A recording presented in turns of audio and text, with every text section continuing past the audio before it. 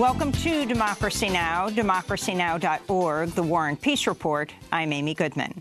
At least 128 people were arrested on Capitol Hill Monday protesting Supreme Court nominee Brett Kavanaugh, who's been publicly accused of sexual assault by two women. Bob Bland, co-president of the Women's March, helped organize the mass civil disobedience. Women from all over the country have come to Washington to put their bodies on the line, to say we will not go back, we believe survivors, and to say, look at all of the thousands of women and allies who are here today. Women are to be believed, to be trusted, and we will always come out for each other because we have each other's backs. On Monday night, Brett Kavanaugh and his wife sat down for an interview with Fox News. It was his first public comment since Dr. Christine Blasey Ford accused the judge of attempting to rape her when she was 15 years old. He 17. Kavanaugh denied the allegation. No, I've never sexually assaulted anyone, not in high school, not ever. I've always treated women with dignity and respect. He would not answer the question whether the FBI should investigate. Both Kavanaugh and Dr. Christine Blasey Ford are scheduled to testify before the Senate Judiciary Committee on Thursday. A second woman, Deborah Ramirez, has accused Kavanaugh of exposing himself and thrusting his genitals in her face during a college party in a dorm room at Yale. In addition, attorney Michael Avenatti says a third woman will come forward before Thursday with new evidence against Kavanaugh. We'll have more on this story after headlines. Deputy U.S. Attorney General Rod Rosenstein was at the center of attention Monday as rumors swirled that he was about to resign or be fired by President Trump. But for now, Rosenstein still has his job. He's scheduled to meet with President Trump on Thursday, the same day that the Kavanaugh-Ford hearing will take place. This comes days after the New York Times reported Rosenstein had suggested secretly recording President Trump in the White House and recruiting cabinet members to invoke the 25th Amendment to remove Trump from office for being unfit. Rosenstein oversees special counsel Robert Mueller's investigation. He called the New York Times report inaccurate and factually incorrect. Some have said his remark about wiring the president was sarcastic. The Dallas Police Department has fired the white police officer who shot and killed a 26-year-old black man in his own apartment.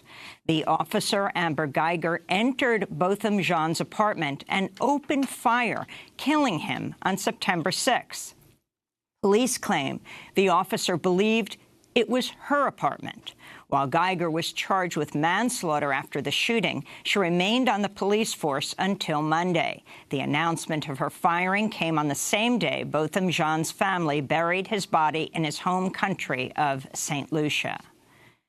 In news on Hurricane Florence, a new study says rising sea levels in the Carolinas fueled a stronger storm surge, leading to far more destruction in the region than would have been otherwise possible. Researchers are estimating sea level rise over the past 5 decades led to 11,000 homes being damaged that would not have suffered damage previously. Stephen McAlpine of the First Street Foundation said, quote, "Even though the impact of Hurricane Florence continues to be felt, we already know that sea level rise has made the damage significantly worse, as observed with other recent storms." Data from the National Oceanic and Atmospheric Administration on tides for the Carolinas shows an average rise in sea level of about 6 inches since 1970. Climate change is expected to result in even greater sea level rise in the coming years and decades. The Carolinas are still suffering from flooding. At the United Nations General Assembly, President Trump met with South Korean President Moon Jae-in on Monday. The meeting came just days after Moon wrapped up a 3-day summit with North Korean leader Kim Jong-un. President Trump said he expects to meet again with Kim soon as well. We'll be having a second summit with Chairman Kim in the not-too-distant future. Secretary of State will be dealing with that subject, but Mike Pompeo has been in touch with them, and we've been in touch with them, and I think within a pretty short period of time that'll be announced. It will be location to be determined, but we're both very much looking forward to having it. Meanwhile, President Trump announced on Twitter this morning he would not be meeting with the president of Iran during the UN gathering. Trump wrote, quote, "Despite requests, I have no plans to meet Iranian President Hassan Rouhani. Maybe someday in the future. I'm sure he's an absolutely lovely man," unquote. Over the weekend, Iran blamed the United States for being behind an attack that killed 29 people during a military parade in the city of Avaz. Trump is addressing the UN General Assembly today. In news from Syria, Russia's announced plans to provide Syria with an advanced S-300 missile defense system. The move comes just days after Syrian missiles accidentally shot down a Russian military aircraft, killing 15 crew members. The downing occurred as Israeli jets attacked targets in Latakia province. Israel and the United States decried Russia's move, describing it as a significant escalation to the war. Meanwhile, top Trump administration officials are saying U.S. forces will remain in Syria for the indefinite future. National Security Advisor John Bolton told the Associated Press Monday, "We're not going to leave as long as Iranian troops are outside Iranian borders, and that includes Iranian proxies and militias," unquote.